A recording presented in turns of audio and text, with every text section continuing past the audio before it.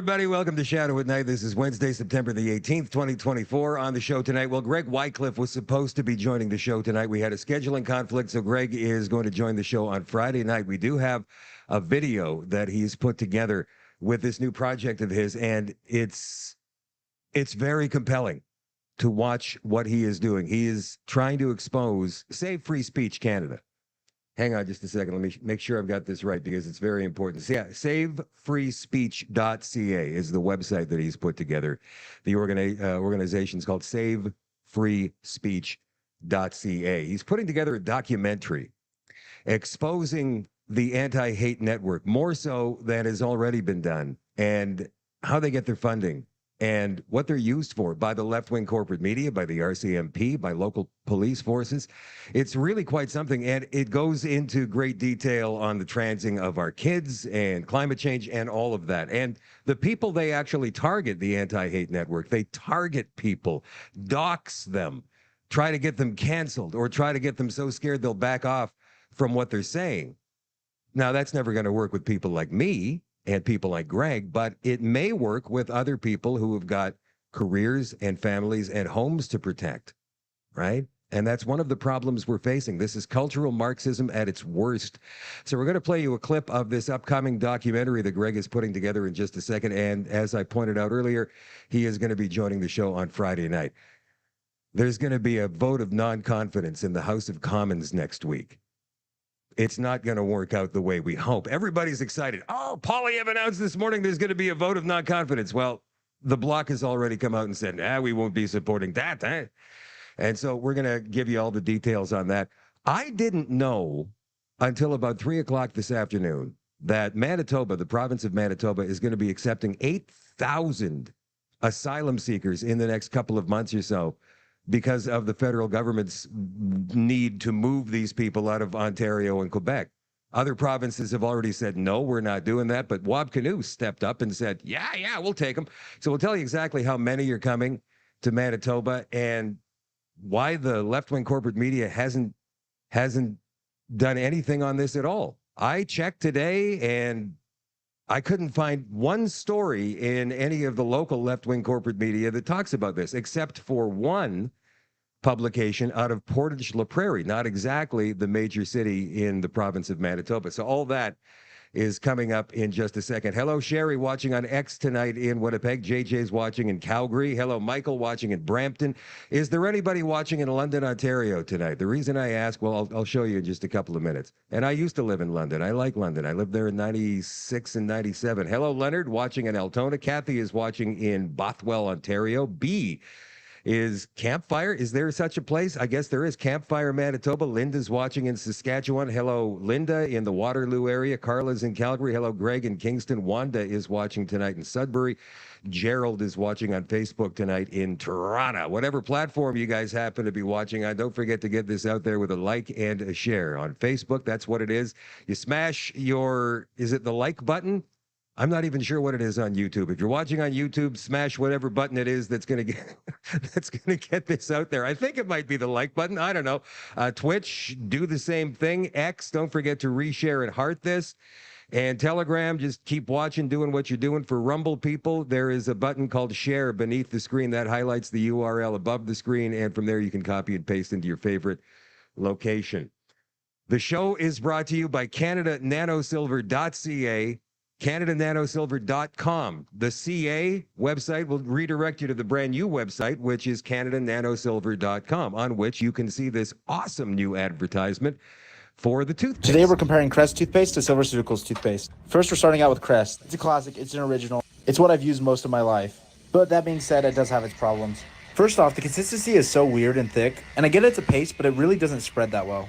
And I must also say that I'm not in love with the taste. I get toothpaste isn't supposed to taste good, but why shouldn't it? But that being said, it does get the job done. Next, we have SilverSeuticals. They have 3 flavors, but today we're going with Bubbleberry. And already it smells so good. So I'm excited to see what this tastes like. The consistency is also a lot smoother, and I must say it spreads way nicer in your mouth. This literally tastes like fruit bubblegum. Yeah, this toothpaste was pretty good. I actually went in for seconds, and it's infused with nano silver, so it helps remineralize your teeth and keep them fresh throughout the day. 100% go with SilverSeuticals. And here's the results. What's your favorite toothpaste? CanadaNanoSilver.com. Engage your health now. Oh, look, there's a phone number. Kev, Anna, did you want that out there? 204-808-9292. If you want to reach them, you hit the contact button on the website, CanadaNanoSilver.com. If you're looking for a retail location, just hit the retail locations tab on the website again. It is CanadaNanoSilver.com. CanadaNanoSilver.com. Quickly, before we move on the show tonight, I've been getting a lot of reports from people saying, Shadow, I can't watch your show the next day on Facebook. What's going on? There's been a problem with Facebook. I'm not sure exactly what it is. They wouldn't specify. I got in touch with them earlier today, and they say, yeah, we're having trouble processing live videos and turning them into replay videos. So last night's show is sitting on my page, processing, waiting to go. It says the show was live. You'll be able to watch this video soon, and it never happens. So I really can't tell you guys anything because that's a problem on Facebook's end of things. What I can say is follow this show on more than one platform. So if you're following on Facebook, that's awesome. You can watch the show live, at least for now. Hopefully this problem gets fixed quickly because Facebook, what my experience from Facebook is that they don't leave problems like this lingering. It's something they fix pretty quickly. But follow the show on Rumble. You can follow the show on YouTube. You can follow the show on X, on Twitch, and you can also become an all-access member on shadowdavis.com. You get the extra content every night. It's called The Extension. We go there after 9 o'clock Central. I thought I would start the show with this wonderfully funny video that I just happened to find as I was scrolling through social media. I believe this is on Instagram, and it's on an account called Drunk Jesus 00. I wish I could make it bigger for you guys. I can't. But we're going to put and graphic nature in this video, comedic, but still fairly graphic. And I've got many questions after we play it a couple of times. So let's go ahead and watch Drunk Jesus 00. Winnipeg, where it's not uncommon to find a human turd inside of an applesauce container outside of a flippin' hospital and a bunch of wasps or whatever. God, welcome to Winnipeg. Welcome to Winnipeg, where it's not uncommon to find a human turd inside of an applesauce container outside of a flippin' hospital and a bunch of wasps or whatever. God, welcome to Winnipeg. All right, I just thought that was funny. And my question is, what are you doing looking in a discarded applesauce container in the first place? Maybe he's hungry. I don't know. Maybe he's experiencing homelessness and he thought there was going to be some leftover applesauce in this can and he got a surprise. I don't know.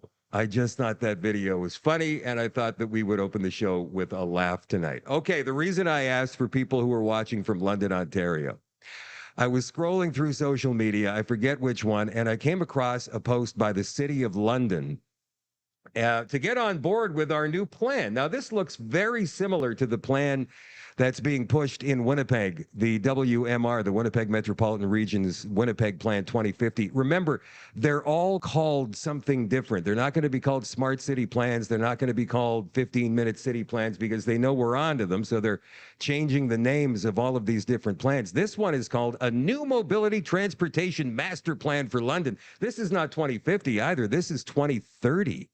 This is 2030. One thing about the City of London in Ontario is it gets overlooked a lot because of its proximity to Toronto. Again, like I said, I lived there for a couple of years, and I think there's like 500,000 people living in London, Ontario, and nobody knows about it. It's one of Canada's best kept secrets. Anyway, this is what they say.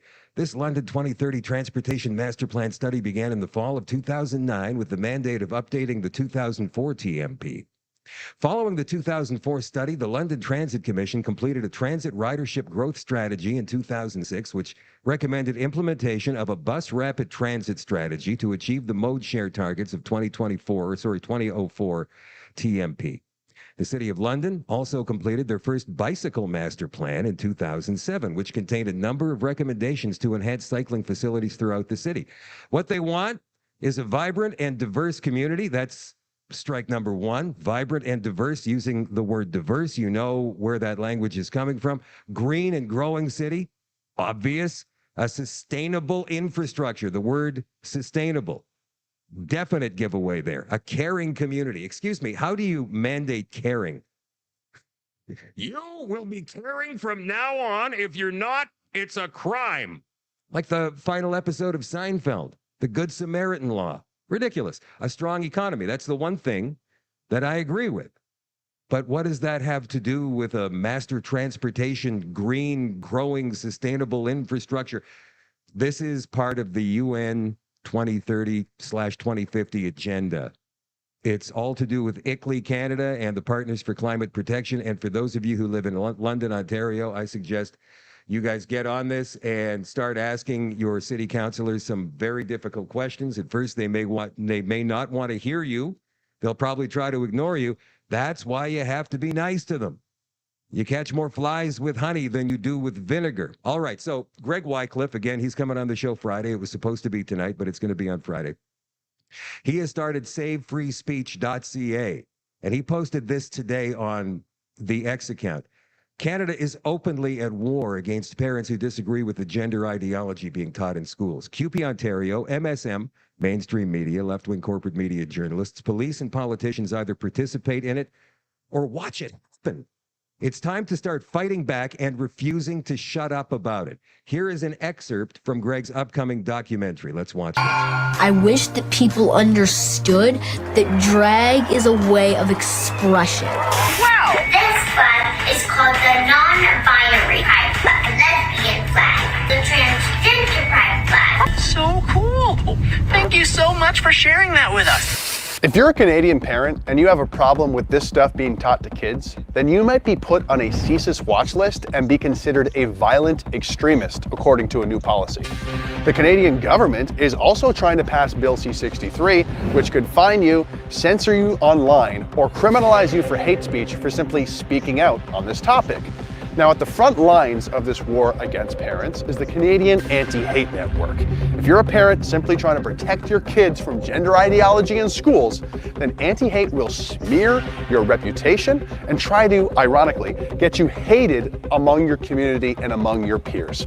We're making a documentary exposing this group and their twisted ideas and tactics of attacking Canadian parents. There's a link down here if you want to donate to that. But in the meantime, here's a clip from our upcoming documentary. Anti-hate has peculiar and oddly specific criteria for what it considers hate. Any statement that opposes or even questions giving drugs like puberty blockers to children is deemed by them as transphobic hate. Puberty blockers, which are completely reversible. We can put that pause on puberty, just like if you were listening to music, you put the pause on and we stop the blockers and puberty would go right back to where it was. You can just pause puberty. No, you can't. No, you can't. How many studies do they have, long-term studies, on hormone blockers with children? None. 14-year-old daughter was put on blockers. They discovered after 2 years, this 14-year-old girl has osteoporosis. That's something that like old women get. The Canadian Anti-Hate Network is not interested in having an honest debate of any kind. They're much more preoccupied with smearing people's reputations, calling them homophobe and transphobe, etc. You see, they dishonestly frame this entire topic to be all about hating trans people as opposed to what it really is, which is parents protecting kids from harmful ideas. It's the same age-old conspiracy theory that queer people are pedophiles and are coming after your children. They're just rehashing it and use it against the trans community. Of course, it doesn't help that the Canadian Anti-Hate Network gets featured in the news a lot. It gives them a lot of credibility. And as you can imagine, the Canadian news is also complicit in this war against parents, as they are entirely one-sided when they cover this topic. Many experts say the drugs are life-saving, a crucial treatment for youth in distress.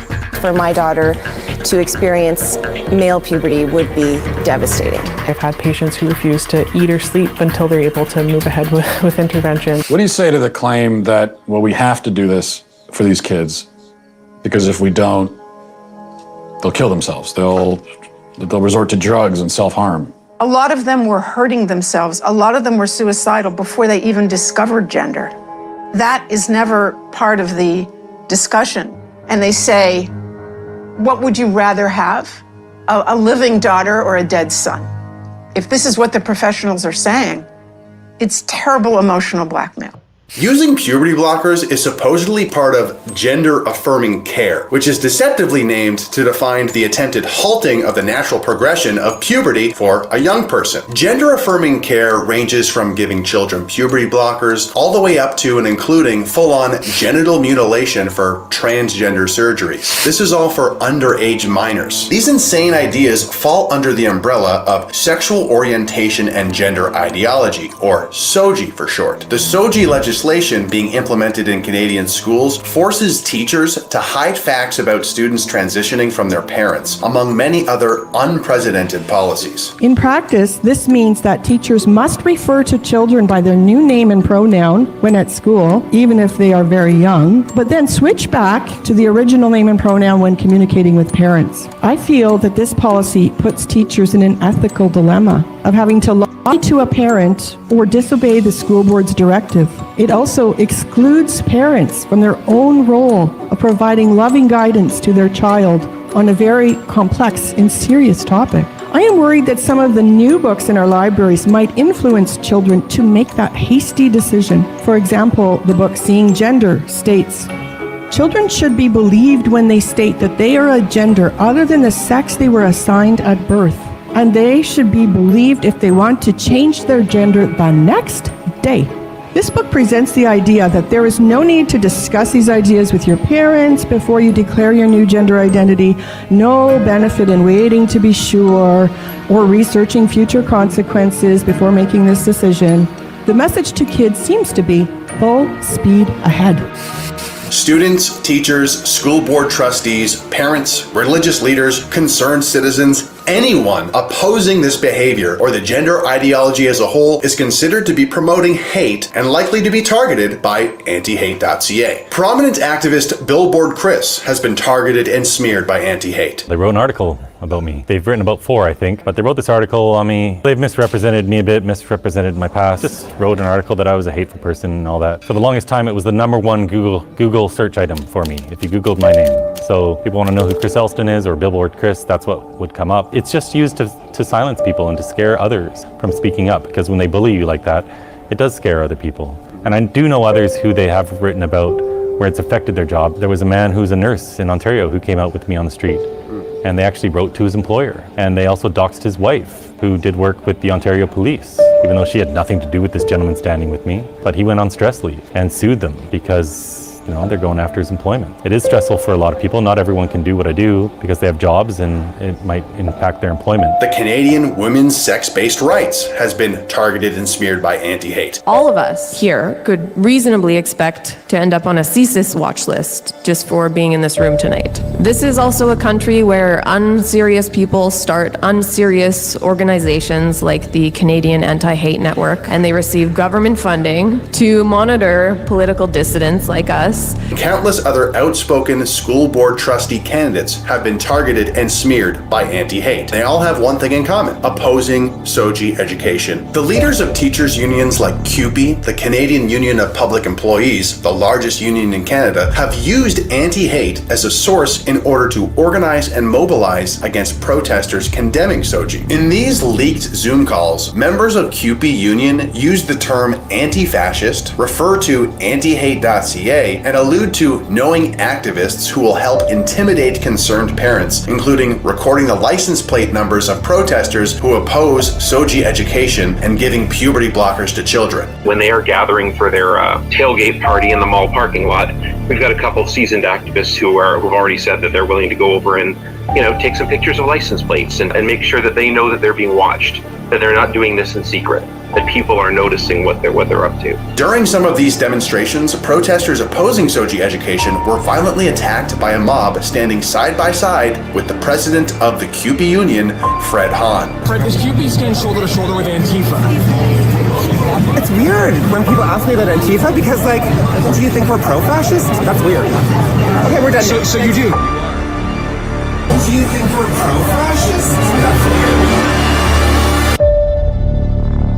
CUPE, the largest union in Canada, takes cues from antihate.ca. CUPE may be collaborating with a violent group, Antifa, and the Canadian media seems to cover protests like this about concerned parents in a very one-sided light. At the center of all of this madness is anti-hate, who lies about the truth of this gender ideology education, and they actively vilify and promote the hatred of Canadian citizens who oppose the drugging and genital mutilation of children. They have also targeted my community. They've sent mail to, I don't even know how many houses, but hundreds for sure, all around my house, telling them lies about me, writing where I live.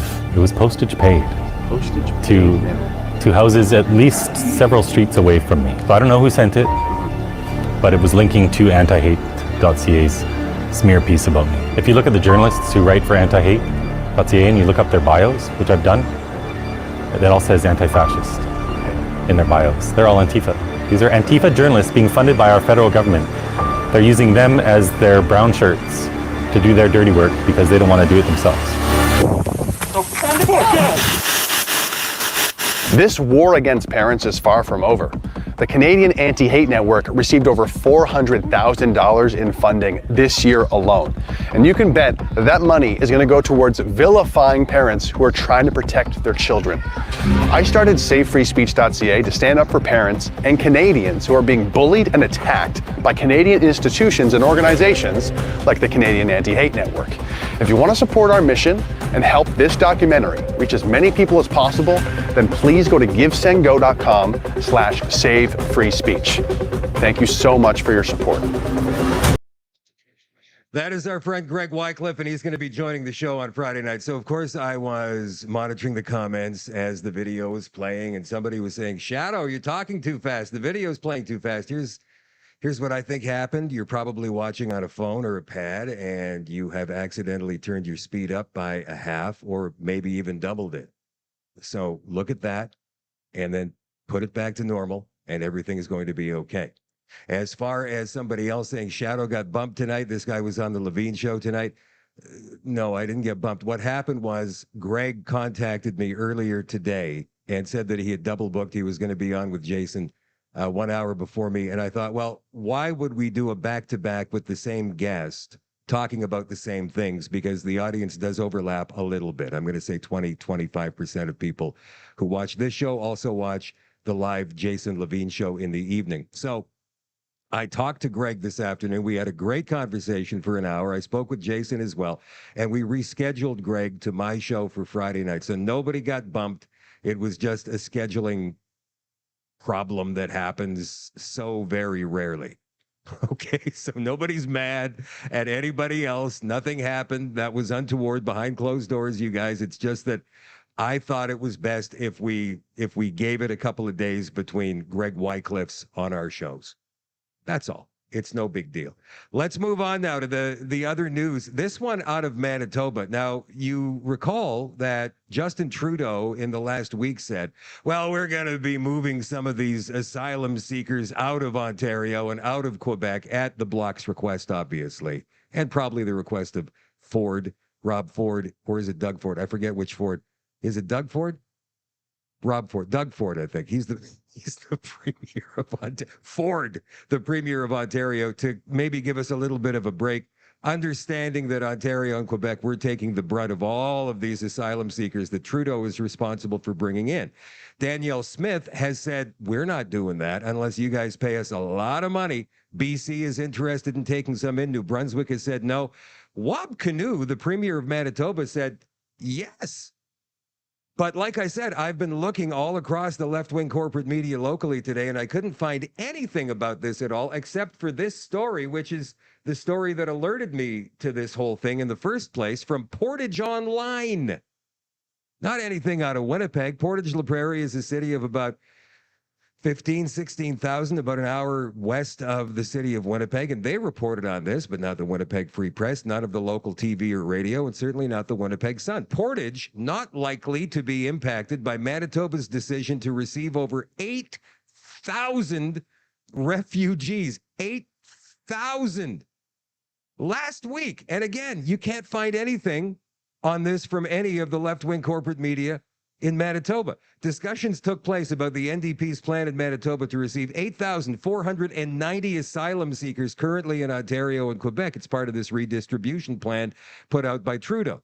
In July, Wab Kinew agreed to receive asylum seekers during a meeting with provincial premiers in Halifax. Manitoba already has 1,378 open claims. We are going to get 8,490 asylum seekers in Manitoba.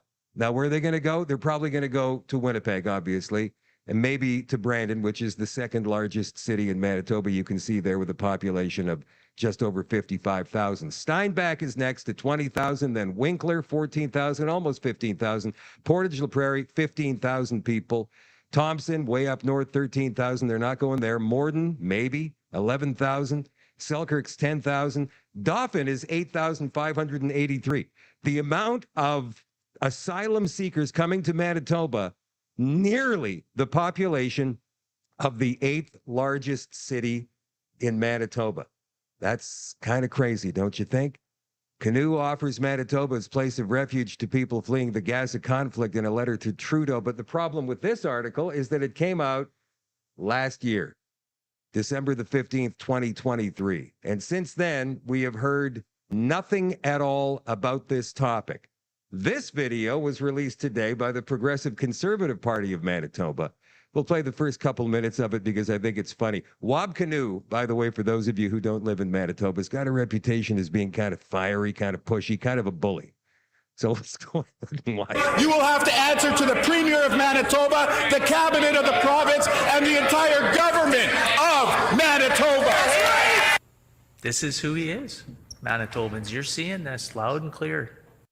This is the deputy leader or the interim leader of the PC Party of Manitoba, Wayne Askew. Today, yet again, been many weeks of no answers coming from this Premier. Anything that's important to Manitobans, he wants to shy away from. This goes back to May, by the way, so this is not from today, but he does say a couple of interesting things about Kinew in this video as we continue to watch. And he tries to intimidate. He tries to, and I know, the Premier's smiling and laughing and nodding his head to it. And I know once again that his favorite sport is wrestling. And he really enjoys that and intimidation. We are not going to be intimidated by this Premier, and Manitobans should be worried. And let me put something else on the record in regards to the Premier. The amount of disinformation that he puts on the record on a day-to-day basis in these chambers is a ton, to use a quote from the Premier, because sometimes he just doesn't have the right grasp on some vocabulary that he'd like to use. He's nervous. He gets worried. He knows that his government is failing Manitobans on so many different files. He's going to take whatever he can and try to flip it around so he doesn't have to answer any questions. He can dodge the questions. We talk about the fact that he cut out of province surgeries, leaving patients waiting for longer, in pain. We saw evidence of people today who... Okay, what does this sound like? To me, it just sounds like one politician of one particular political stripe railing on another politician of another political stripe. They all call each other liars at this stage of the game. What I'm interested in you guys hearing is coming up. Have had successful surgeries, but no, this Premier is stuck in his ideology. He's self-serving, and we've seen that for years, actually. And then when he talks about leadership, and I ask the NDP caucus, some of the members that are here today, are you okay mentioning something offside with your leader? Because he will, as he said today, you disagree with him, he's going to take it into his own hands. You will have to answer to him, and there will be consequences. He did that more than once. And we've seen that in his past too. People who have disagreed with the Premier, there's been consequences for them. Some, unfortunately, to the point where there's been some hospitalization. That's not a good record. And they didn't bring this up in the campaign last year, though. You didn't hear any of this during the election campaign last year. Yeah, Wab Kinew has been up on police charges several times. He's written books apologizing. He's apologized. He used to be a masochistic rapper.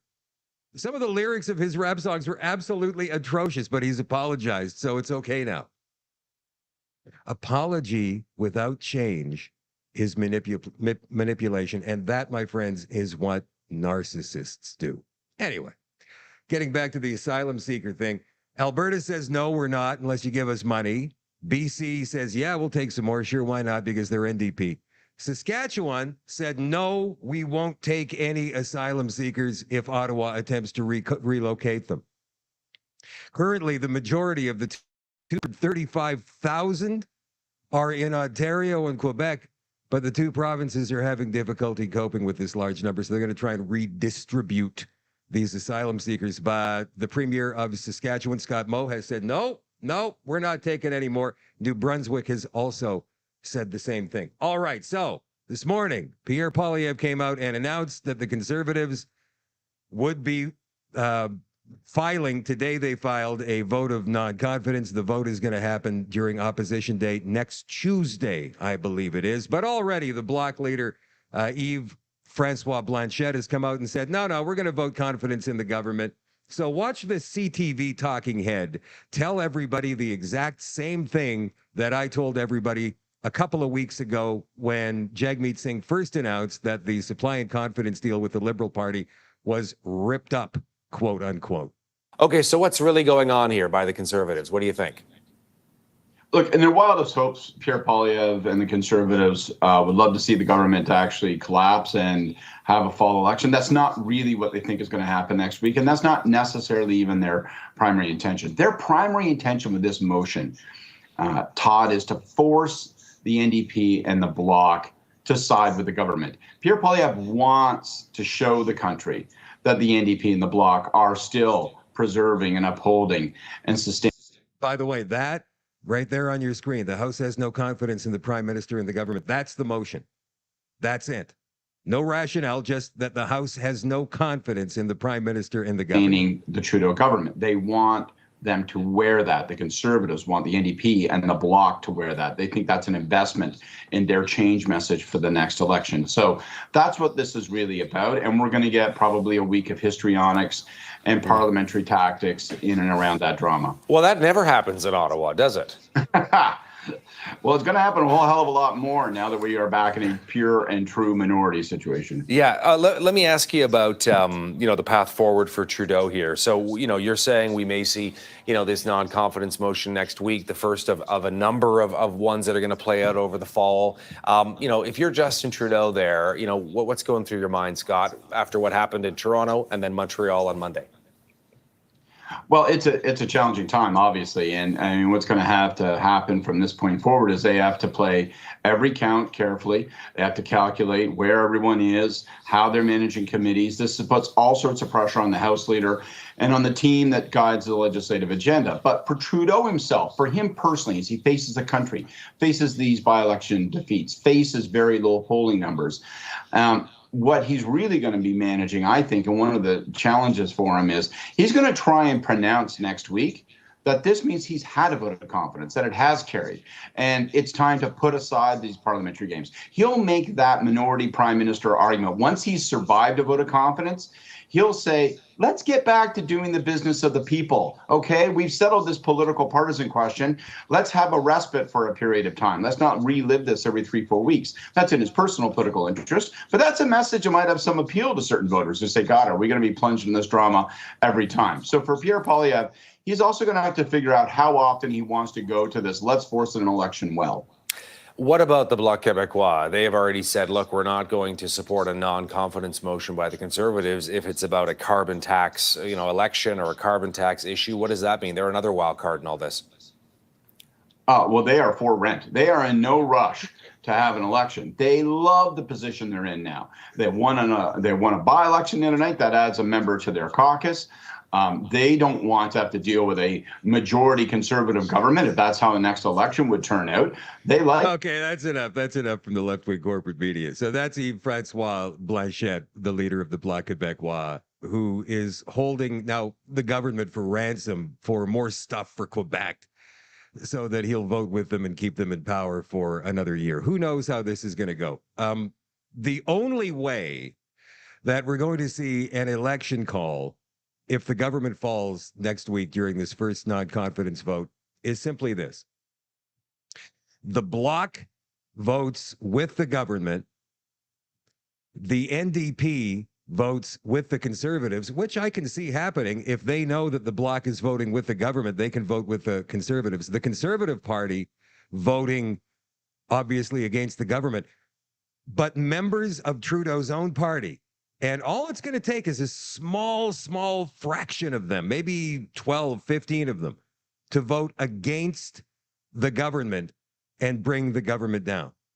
Now, the chances of that happening are very, very small, very remote, minuscule even, because I think two have spoken out against Trudeau publicly since all this stuff started back in, June, May, whenever. So there may be, that exists right now in the Liberal Party, a small faction of disenfranchised Liberal backbenchers who want Trudeau gone, trying to save their own political skins, right? Because they know that being attached to Trudeau, they're going to get voted out. They're going to lose their job in the next election when it comes around next year. So instead, maybe they bring the government down. Obviously, Trudeau resigns almost immediately. Then again, his ego. Anyway, I'm shooting at something that is such a small chance of ever happening, but it's possible. And I don't know if anybody's thought about that. The Liberals actually eating themselves. Here is NDP MP Charlie Angus talking about how the Conservatives are amplifying hate and extremist behavior. Charlie, can you just talk to us about what happened to Mr. Singh and what your concerns are? Well, we have the leader of a national party. And by the way, this is what happened yesterday with Jagmeet Singh. Some people, I guess citizen journalists, were following Jagmeet on his way out of the House of Commons, and somebody yelled something about Jagmeet being a government stooge or whatever. And then Jagmeet, instead of just continuing to walk towards his car, he turned around and said, "You say that? You say that?" And got right up in the guy's face and looked like he was challenging him to a fight. He didn't have to do that. Jagmeet brought this on himself. All he had to do was keep walking, but he didn't. Anyway, here's Charlie Angus. He's stepping out in a parking lot on Parliament Hill and facing a confrontation and having to be there by himself while security stands and watches him. We're dealing right now with an increasingly dangerous and... I'm sorry, but did he see the same video that we saw? By himself? No, he had two other people with him, and there was 2 or 3 cops right there. He wasn't by himself. Toxic mix for politicians of all stripes. I've had to run many gauntlets where I just have not felt safe at all. And I mean, I got a pretty thick skin. When we can't be safe on Parliament, when all the security that's around here are going to stand and watch, somebody's going to get hurt. And I think what happened today was an absolute disgrace that a national leader. And look at. This is on the CBC today. That Pierre Poilievre has promised to defund CBC. See there? Conservatives are targeting Singh over his pension, but Poilievre's is 3 times larger. Yeah, we know that. He's been an MP since 2007, since he's 24 years old. He's already got his pension secured. It doesn't matter how much it's worth. He's still in there fighting for his constituents, Poilievre is. Jagmeet Singh is propping up a lame duck Marxist government and hanging on until January when he's got his full 6 years in so he can finally qualify for his pension once he turns 65 years old. So why is this even a news story? It's not. It's the CTV piling on to the Conservative Party. Right now, what we've got in this country is the Bloc Québécois, the NDP, the Liberals, all the Greens, all 2 of them, all the left forming some kind of a wild coalition monolith versus the Conservatives. And the media as well against Pierre Poilievre and the Conservatives. And they're still beating everybody by a very comfortable margin in all of the polls. Speaking of polls, this is one that came out from Angus Reid that I missed, came out a couple of weeks ago by Polling Canada on X. Poilievre and the Conservatives have a hidden agenda they won't reveal until after they win the election. Agreed, 54%. Like, seriously? 54% of Canadians believe that the Conservatives have got some kind of hidden agenda that they're going to bring out once they're elected. Disagree, 30%. Unsure, 16%. I think that's absolutely hilarious. However, speaking about agendas not so hidden, from the Trumpet, this story goes back to 2017, written by the economist Robert Morley. Remember when I asked you a couple of weeks ago, is communism hereditary? I mean, it's not genetic, it's not in your genes, it's not in your blood, but is it taught from one communist to his son, to his daughter, and so on down the line? Or whatever political ideology? And I'll tell you this, my father and I had completely opposite views on politics. He was the working man, he was an NDP, and I never grew up with that, ever. I was always on the other side. Maybe it was to be a contrarian to my father. I don't know what the rationale is. I've never really sat down and thought about it. But in other families, you know, we've seen, well, my dad voted NDP and his dad voted NDP and so on.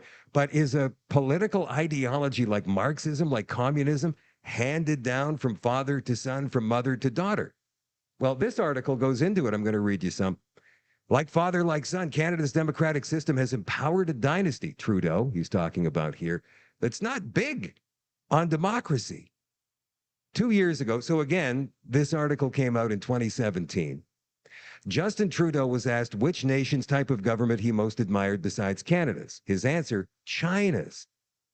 You know, there's a level of admiration I actually have for China, because their basic dictatorship is allowing them to actually turn their economy around on a dime, he said. In this world, we're competing with countries that have the capacity to react to big issues quickly and completely. We need to make sure that even though we have to compete with them, we can get things done completely. According to Justin Trudeau, democracy is frustrating because it doesn't allow prime ministers to do what they want. And now Justin Trudeau is the prime minister. And look what he has done to our systems of democracy in the past 9 years. Democracy's flaw. Trudeau's statement gives important insight into how we can expect the second youngest prime minister in Canadian history to rule. But there's also a far more important and insightful predictor that should not be overlooked. Trudeau was not the first Canadian prime minister to heap praise on communist China and its authoritarian leaders. A previous prime minister swung Canada far to the ideological left. He downplayed the importance of free enterprise and private property rights and sought to implement his vision of a just society. He annihilated the role of Christianity in Canada, and he became famous for initiating the multicultural experiment that seeks to turn Canada into an ethnic representation of the world. By the time this man left office, he had taken a virtually debt-free country to the edge of bankruptcy. This prime minister also invoked Canada's War Measures Act and suspended the Canadian Bill of Rights during peacetime. He claimed the power of censorship and initiated search without warrant and arrest without trial. He became Canada's third longest serving leader and Canada's only dictator. This man was Justin's father, Pierre Elliott Trudeau. Almost 30 years ago, the elder Trudeau was asked his views on democracy and communism, and he replied that under certain conditions, a one-party state would be the ideal government. I wouldn't be prepared to think I would be successful in arguing that for Canada at the present time, he said. But such times might come, who knows? To say Pierre Elliott Trudeau admired communism would be an understatement. A generation ago, the elder Trudeau radically transformed Canada. Now, Canadians have elected his son. As the Chinese say, tiger father begets tiger son. This has been going on for many, many, many years, my friends. Now, I'm not sure if you guys have heard anything about this. I haven't talked about this. Maybe other shows you watch have. It has been in the left-wing corporate media, obviously, and it's been on X. The Conservatives, Michael Barrett specifically, we'll get to this in just a second, but Canada has tied up with Telesat for a largest ever space program. What? Okay, let's go ahead and read this story in case you haven't heard it. Justin Trudeau announced a funding agreement with Telesat. This, by the way, is a company based in Quebec. a company based in Quebec, to complete and operate Lightspeed, one of the world's most innovative satellite networks. As a low-orbit satellite network, it will take less time to send and receive information and accelerate the federal government's work to connect all Canadians to high-speed internet by 2030. With a loan of 2.14 billion Canadian dollars from the federal government, Telesat Lightspeed will be Canada's largest ever space program, the Prime Minister said in a press note. All right. So again, Telesat wants to create a whole new space network for high-speed internet. Operate Lightspeed is what it's called, and the Canadian government has given the 2.14 billion of our dollars. This is the CEO of Telesat, the CEO of the year, as a matter of fact, Dan Goldberg. He is at the epicenter of everything, apparently, according to obj.ca. So let's go ahead and read just the first paragraph of this story. Maybe the best illustration of Dan Goldberg's iron will came during a competition he didn't even win. It was a few years ago, the London Marathon. Goldberg, the CEO of Ottawa-based satellite communications provider Telesat, was in the British capital to visit his good friend Mark Carney, the governor of the Bank of England, and take part in the world-famous race while he was there. But things were not shaping up, blah, blah, blah, blah, blah. So this guy here, Dan Goldberg, who is the CEO of Telesat, is best friends with Mark Carney, who has just recently been hired as the Liberal Party's financial advisor. So Michael Barrett of the Conservative Party of Canada puts out on Twitter to Elon Musk, "Hey, Elon Musk, how much would it cost to provide Starlink?" This is Elon Musk's high-speed internet company. "How much would it cost to provide Starlink to every Canadian household that doesn't have high speed?" And Elon says, less than half that amount. Less than half that amount. So you know what the left wing has been doing with this tweet in the past day or so? They've been saying, well, it looks like the Conservative Party wants to give your tax dollars to an American technocrat. Wait a minute, hold on here. You want to give 2.14 billion of our dollars to your buddy in Quebec. And I'm sure this has been a deal that was arranged by Mark Carney before. Listen, if you want me to join you as your financial advisor, you're going to have to give my buddy with Telesat Network $2.14 billion so we can get this network going. That was probably his price. And then Quebec, the Bloc Quebec was very happy about it because it's a Quebec-based company. They say it's Ottawa-based. It's actually based in Quebec on the other side of the river.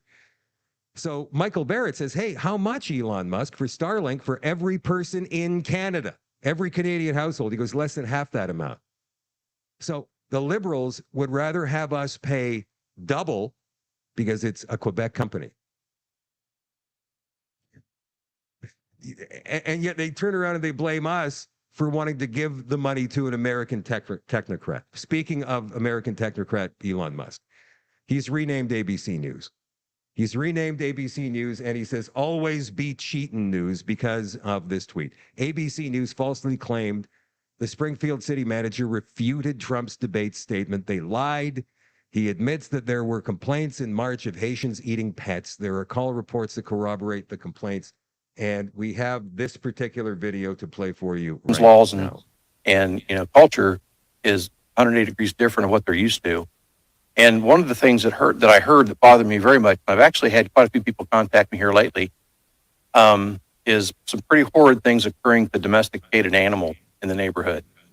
We've had some stuff in the park that, again, they're being taken advantage of for reasons other than, and if you shake your head, Brian. No, I asked me if there was proof. I just don't have proof of it. We've heard the same thing. People that have confided in me have asked me for anonymity. I can't give their names up. I mean, we haven't seen the proof that you're telling me. And I've heard about it too. Yeah. Laws and you know, culture is.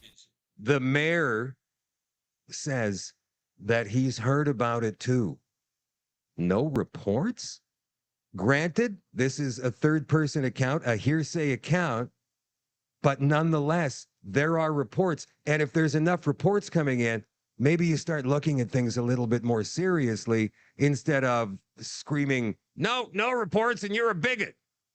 Right? 180 degrees different of what they're used to.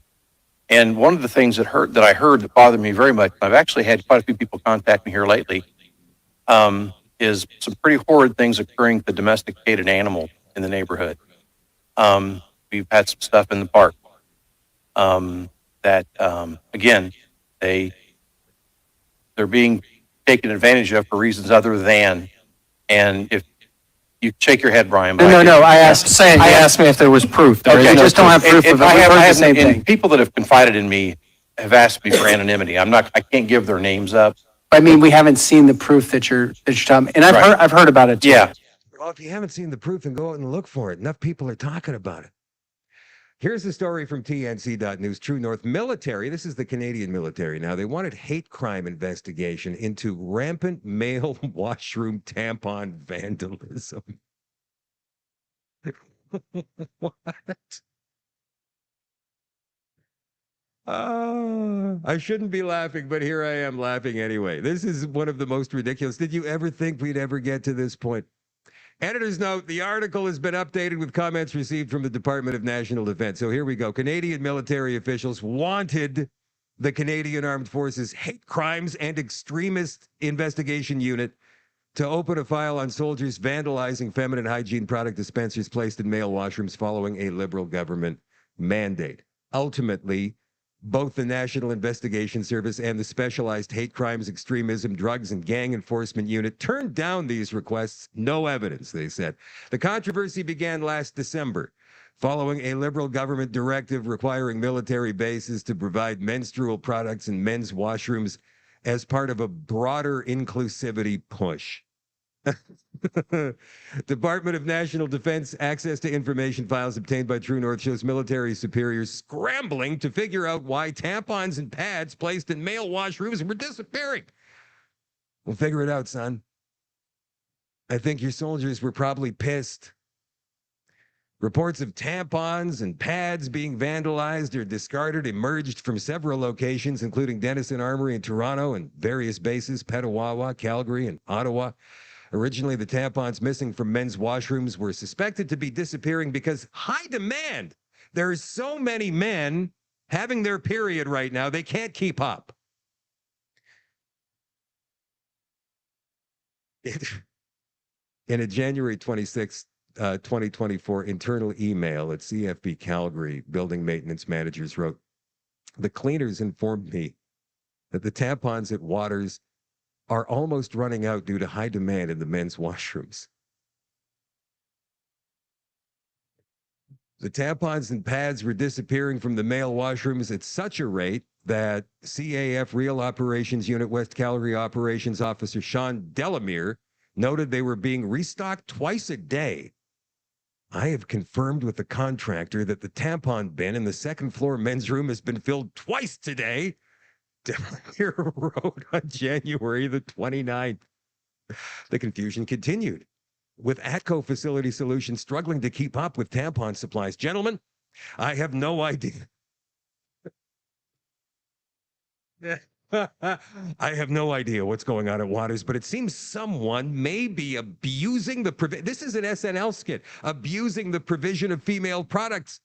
The container was completely restocked this morning. It's now empty again, as you will see from Be Clean below. ATCO Facility Solutions wrote to military staff.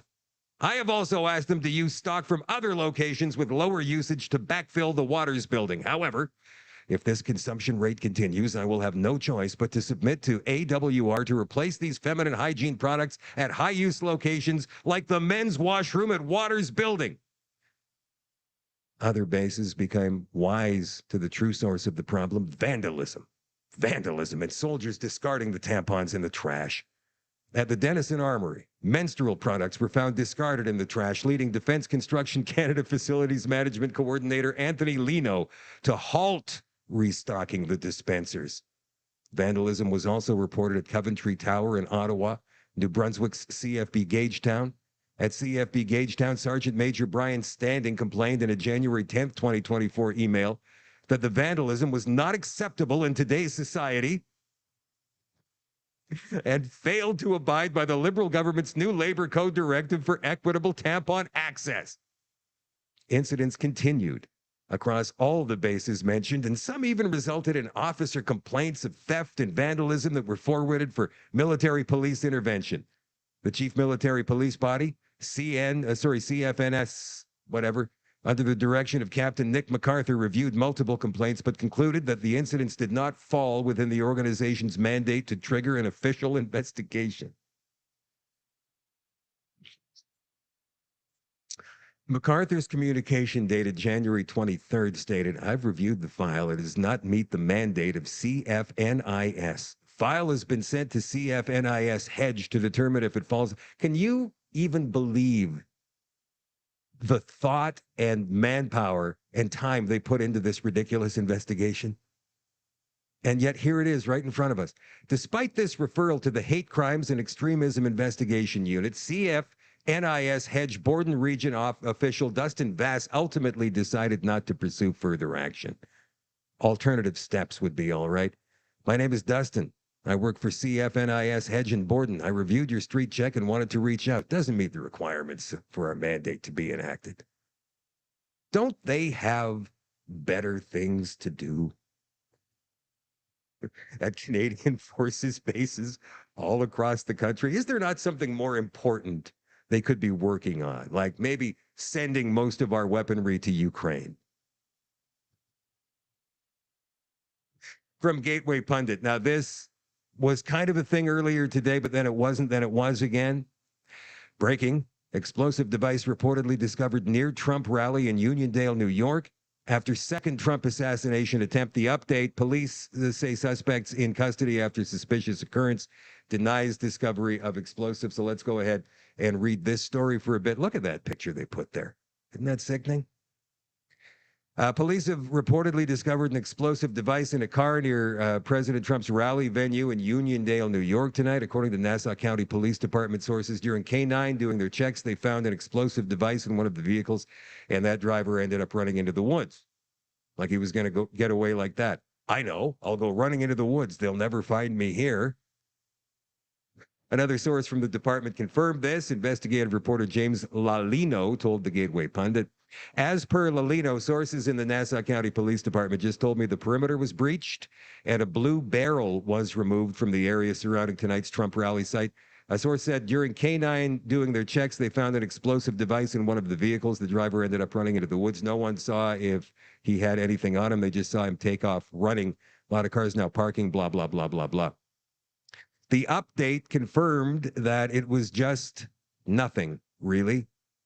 So, and they said that the person who found something had a personally trained dog who sniffed out something or other. So they didn't find any explosives. Nothing happened to ex-president, former President Donald Trump today. But at least it seems they're checking a little bit better, and maybe the security perimeter around him has improved somewhat. I don't know for sure, but hopefully it has. In the meantime, here's Joe Biden talking about immigrants, conflating immigrants, like people who have actually gone through the process of immigration into the United States, versus asylum seekers or illegal immigrants. Listen to him here. Yes. Let me be clear. We believe. Oh, by the way, anytime a politician says, "Let me be clear," it's get ready for a heaping pile of shite. Just so you're aware, I'm sure you knew. A system that reflects our values. We don't demonize immigrants. We don't single them out for attacks. We don't believe they're poisoning the blood of the country. We're a nation of immigrants, and that's why we're so damn strong. You can't conflate immigrants with illegals or asylum seekers, because it is most certainly not the same thing. And staying with this story, in the extension tonight, guys, by the way, we're going to deal with Dan Pena. Calls himself the $1 trillion man. I'm not sure if you ever heard of Dan Pena before. I've watched several of his videos in the last couple of days, and I thought, I want to put this guy on just so people can see what he has to say. He is worth billions and billions of dollars, a self-made billionaire who seems to have a lot of insight into what's going on in our world right now. Even though he never really gives us everything, he does give us insight and hints as to what might be going on. specifically in terms of Bitcoin and other cryptocurrencies.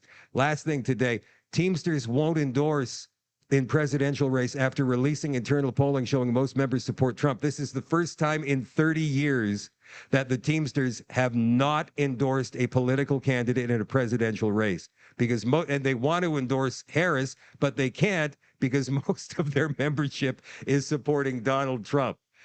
I believe that Donald Trump is going to win this election in a landslide. This is, I'm not calling it a prediction because I might be completely off the mark here, but I have been keeping track of the polling down there and a lot of the different pollsters and how they create their polls, always keeping in mind that Republicans, conservatives anywhere, Canada, the United States, anywhere, are always underpolled, and liberals, far left, they're always overpolled. So you can always give 2 points higher to any progressive party as compared to the actual election on the ground when it actually happens. So let's say the Liberal Party is leading 35 to 33 over the Conservatives. That generally means it's probably more like 34-34, more like an even split, as opposed to the Liberal Party actually leading. And the same thing with the Democrats and the Republicans down there in the United States. But you guys might know that on your own. Anyway, Dan Pena, the $1 trillion man. We're going to look more into him in the extension tonight. Don't forget, tomorrow night, Maggie Hope Braun of Kickley, Canada, joins the show, hopefully with some good news. And she's going to go over a little bit more about this Winnipeg 2050 plan as put out by the Winnipeg Metropolitan Region Board. Don't forget to join us in Stonewall at the Stonewall Legion this coming Saturday afternoon. Ken Drysdale and I are going to be out there talking to you guys about this Winnipeg Metropolitan Region Plan 2050 between 2 and 4:30 on Saturday afternoon at the Stonewall Legion. I would love to see you there. It's a capacity of about 350, they tell me, and I think we're probably going to reach that and then some. So if you want to be there for this information session, I suggest getting there early and grabbing some seats so you don't get left out and held outside. That's it for the show tonight, you guys. On social media, we'll continue with the extension on Shadow Davis shadowdavis.com in just a couple of minutes. I love you all. I appreciate you all, and I'll catch you tomorrow night at 8 o'clock Central with Maggie Hope Braun of Kickley, Canada at 8 o'clock Central. Have a great night, and I'll talk to you soon. And All Access, I will see you on the website in 2 minutes.